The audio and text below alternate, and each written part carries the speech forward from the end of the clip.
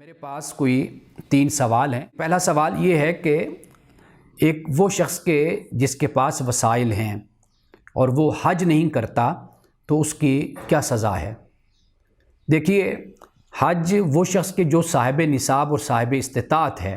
قرآن پاک نے اس بات کو بیان کیا کہ اس پر حج فرض ہے، لازم ہے کہ جو استطاعت رکھتا ہے اللہ کے راستے میں نکلنے کی، حج کی، تو وہ شخص کے جو صاحب استطاعت اور صاحب نصاب ہے تو اس پر تو لازم ہے کہ وہ حج کرے۔ اگر وہ حج نہیں کرتا تو وہ اسی طرح گناہ گار ہے کہ جس طرح نماز نہ پڑھنے والا گناہ گار ہوتا ہے، جس طرح زکوٰۃ نہ دینے والا گناہ گار ہوتا ہے، جس طرح روزہ نہ رکھنے والا گناہ گار ہوتا ہے، استطاعت، ہمت اور طاقت رکھنے کے باوجود۔ تو اس لیے جو شخص صاحب استطاعت ہے اور صاحب وسائل ہے تو اسے چاہیے کہ وہ حج کرے۔ دوسرا سوال یہ ہے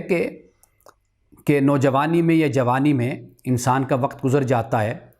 اور بچے اور ان کی تربیت میں یا ان کی تعلیمی مسائل میں زندگی گزر جاتی ہے، پھر ایک وقت آتا ہے کہ بچے بڑے ہو جاتے ہیں، تعلیم کے لیے چلے جاتے ہیں، تو اب جو وقت گزر گیا تو اب اس کا کیا علاج ہے؟ دیکھیے، سب سے پہلی بات تو یہ ہے کہ اگر آپ نے بچوں کی تربیت کی،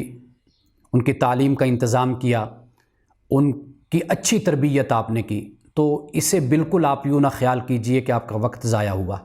یہ وقت بھی ٹھکانے لگا، صحیح استعمال ہوا، آپ نے اس کو صحیح یوٹیلائز کیا،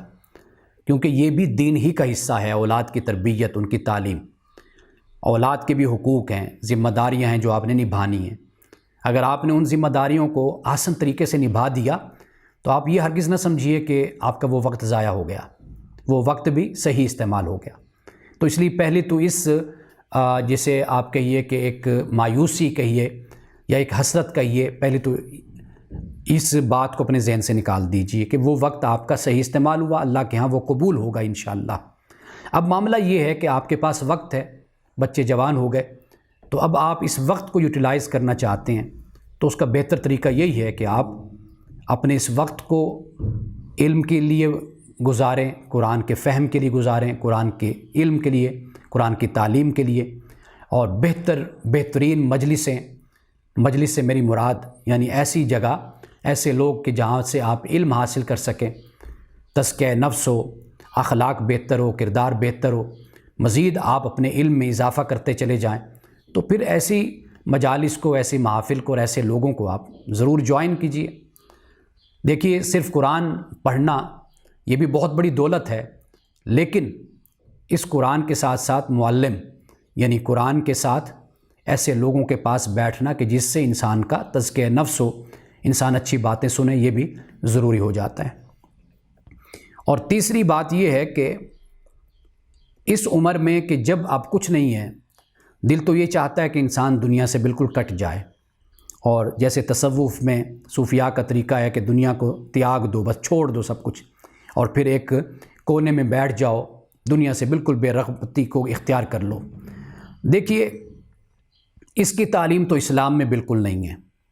اسلام تو یہ کہتا ہے کہ آپ دنیا میں رہے لیکن دنیا آپ میں نہ رہے، یعنی آپ دنیا کی ہر چیز کو استعمال کیجئے، اللہ نے اس کو متاع کہا ہے، اس کو استعمال کرنا ہے آپ نے، اور وقت گزارنا ہے، اچھی صحت اور اچھے طریقے سے زندگی آپ گزاریے، یہ ضروری ہے، لازم ہے، اس کا سوال ہوگا کل قیامت کے دن۔ تو اصل امتحان تو بندے کا یہ ہوتا ہے کہ دنیا میں رہے اور پھر اپنے آپ کو گناہوں سے بچائے۔ تقویٰ کی تعریف بزرگوں نے یہی بیان کی، سیدنا فاروق اعظم سے اور بزرگوں سے یہی بیان ہے کہ تم دنیا میں رہتے ہو، اپنے آپ کو گناہوں سے، علائشوں سے اپنے آپ کو بچاؤ۔ تو اس لیے یہ جو رجحان ہوتا ہے کہ جی بالکل میں دنیا کو چھوڑ دوں، صوفی بن جاؤں، زاہد ہو جاؤں، بالکل سب کچھ جوگی بن کے بیٹھ جاؤں، اس کا کوئی تصور نہیں ہے، بلکہ جو شخص اس طرح زندگی گزارتا ہے تو کل وہ قیامت کے دن اللہ کو جواب دہ ہوگا، اس لیے کہ بہت کچھ ایسا تھا کہ جس پر لازم تھا اس پر کہ اس کو ادا کرنا، لیکن اس نے پھر ادا نہیں کیا۔ تو اس لیے وہ شخص کہ جو اس طرح زندگی گزارتا ہے وہ تو جواب دہ ہوگا، لیکن جو بھرپور زندگی اپنی گزارتا ہے اور کوشش کرتا ہے گناہوں سے بچے اور بھرپور زندگی گزار کر اللہ کی بارگاہ میں پہنچتا ہے، ممکن ہے کہ اس کی اس کوشش کو اللہ پاک قبول کر لے اور اس کی بخشش فرما دے۔ یہ 3 سوال ہیں اور باقی انشاءاللہ تعالیٰ کل میں بات کروں گا۔ السلام علیکم ورحمۃ اللہ وبرکاتہ۔